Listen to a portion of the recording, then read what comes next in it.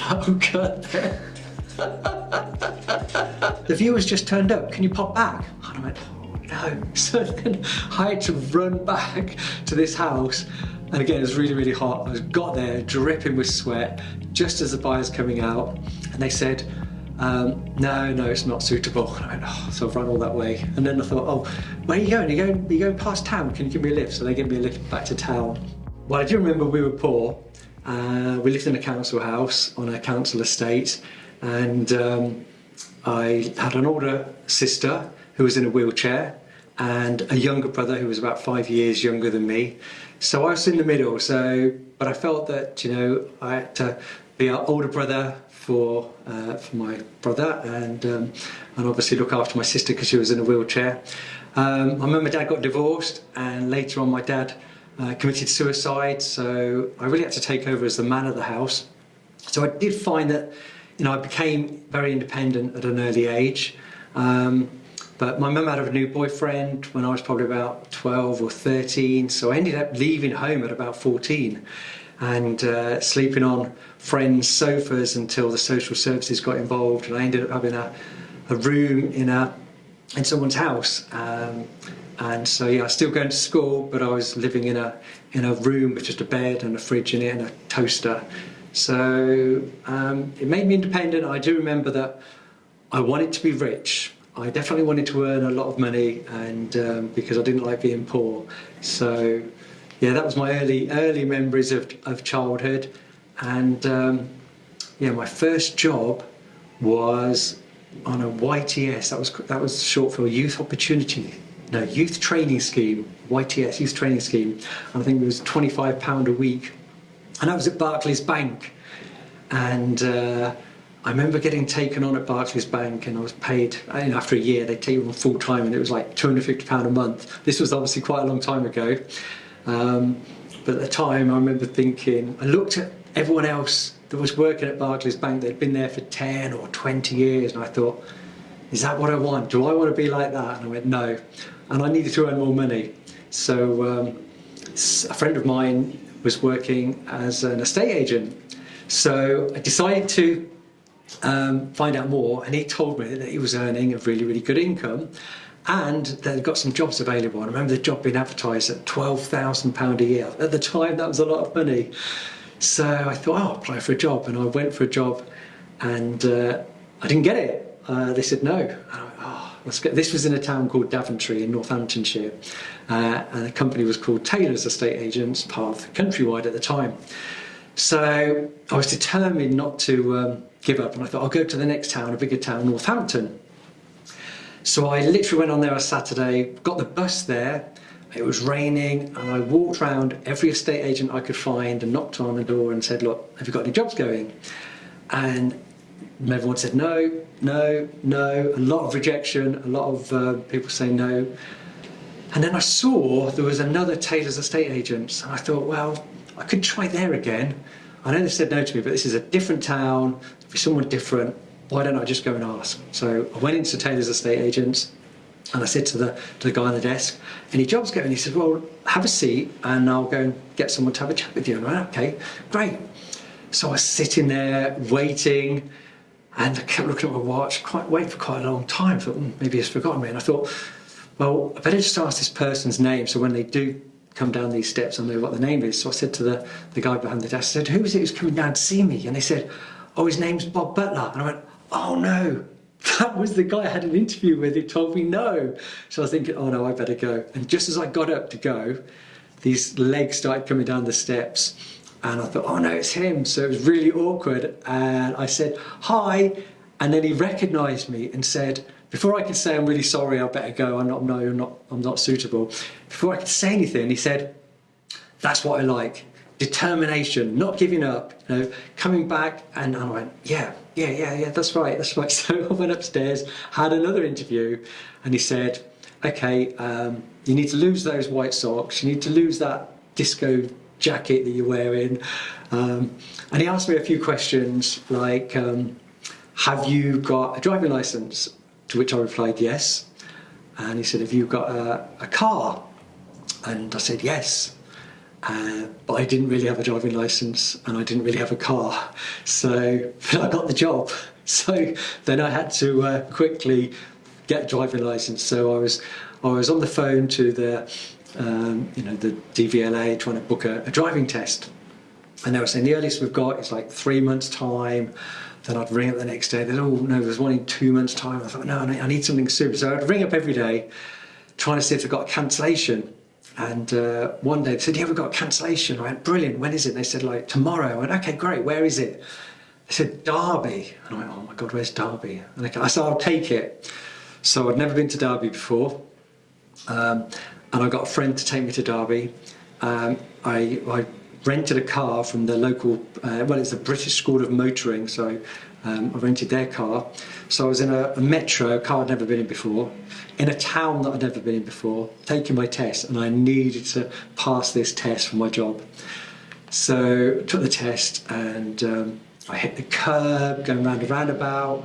When I was trying to do a reversing through around a corner, that didn't go well either, and I pretty much failed. So I got to the end, and I was really, really upset because I'd just blown this one chance I had to have this job where I could, earn some good money and get out of debt. And so I was heartbroken. I was thinking, oh no, I started to well up. I can actually feel the emotion now. So I was just in tears. And the instructor, or the test examinator said, what's wrong? And I said, I know I failed, but I really need this test for my job. And then he passed me, so I passed. I thought, yeah, I couldn't believe it.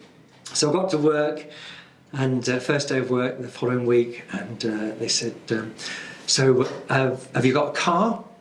And well, you won't believe it, my girlfriend's crashed the car, so I need to get a new car. So I bought myself some time, and every week they'd be going, oh, have you got a new car yet? Have you got a new car yet? And I thought, oh, no. And I was hoping to get paid. So once I got paid, I could go and buy a car. So I kept dragging it out. And in the end, I couldn't drag it out any longer. And they said, oh, have you got a car? I said, oh, yeah, I've got a car. So I had to pretend I'd got a car, even though I didn't have a car, which meant I'd have to walk or run to appointments. So I remember I'd have a viewing appointment, and I'd make the appointment for maybe like 1 o'clock. And then I'd be going, oh, it's 12:30, I'm just going to go for my lunch, I'm just going to get something. But really, I was giving myself half an hour to get to the appointment. And I remember one particular one, it was a boiling hot day. I'd got a 3-piece suit on, so like waistcoat, jacket, and I ran all the way to this appointment because it's quite a long way and I need to get there. Got there, and the viewer didn't turn up. So I was waiting around, and I said to the owner, this is before mobile phones, so I said to the owner, can you call the office just to see if they've turned up at the office, or they've called the office, say they're being late. So they rang the office. No, they hadn't been in touch. So I'm like, oh, okay, no problem. So I just went back to the office. So jogged all the way back to the office, got to the office, and they said, oh, such and such have just called, the viewer's just turned up, can you pop back? And I went, no. So then I had to run back to this house, and again it was really, really hot. I got there dripping with sweat just as the buyer's coming out, and they said, no, it's not suitable. And I went, oh, so I've run all that way, and then I thought, oh, where are you going? Are you going past town? Can you give me a lift? So they gave me a lift back to town. So, but that was like a daily occurrence. All my viewings were me running to appointments, pretending I had a car. And then I confided in one of my colleagues, and every now and again he'd let me borrow his car. But we'd always have, on a Monday morning, we'd always have to have some photographs taken for the newspaper. So any houses that came on the market on Friday, Saturday or Sunday, we wouldn't have time for our photographs to be going to the developers and come back. They'd go in on a Monday and they'd come back Tuesday. And there was 24-hour turnaround, but we needed some Polaroids taken, so we got an instant photograph that we can take and give to the newspaper, so they put it in the newspaper that particular week. So every Monday the manager would say, right, we need these 6 photographs taking, who wants to do them? And I'd be hiding in my desk, trying to avoid eye contact and wait for someone else to volunteer to take the photographs. And then next Monday, they said, right, who's going to do photos this week? I'm like, no, not me, there's 8 photos that need taken. And then one Monday, I'd been avoiding this trip, a photograph trip every Monday, and then they said, oh, we only need one this week. And I went, oh, okay, I'll do that one, thinking, oh, I could just do that one photo. And I said, oh, where is it? And he said, Woodford Hole. So I'm going, oh my God, that's about 10 miles away. So I thought, oh no, how am I going to get there? So I had to get a taxi all the way to this one house to get this one photograph. And then the sun was right in the wrong place. It was just behind the house. So as I took the picture, the sun was beaming into it. So it wasn't a great photograph. Got a taxi back to the office, gave the photograph to the manager, went, no, that's not good enough, you need to take another. And I said, oh, I can't, I haven't got time.